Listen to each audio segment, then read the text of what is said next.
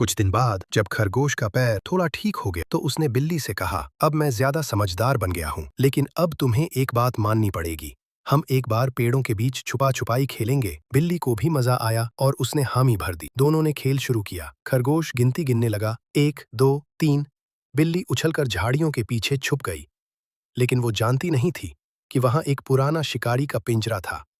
जैसे ही उसने कदम रखा, एक जाल ऊपर से गिरा और बिल्ली उसमें फंस गई। बिल्ली चिल्लाई। खरगोश दौड़ता हुआ आया। उसने देखा कि बिल्ली जाल में फंसी हुई थी।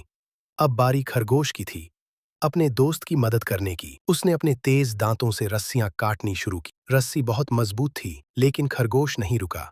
थोड़ी देर बाद जाल टूट गया और बिल्ली बाहर आ गई। बिल्ली की आंखों में आंसू थे। उसने खरगोश से कहा, तुमने मेरी जान बचाई। आज अगर तुम ना होते तो पता नहीं क्यों होता।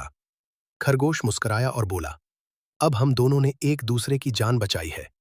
अब हमारी दोस्ती कभी नहीं टूटेगी। उसी दिन से जंगल के सभी जानवरों ने बिल्ली और खरगोश को सच्चे दोस्त के नाम से जानना शुरू कर दिया। पार्ट 2 के लिए कमेंट करो।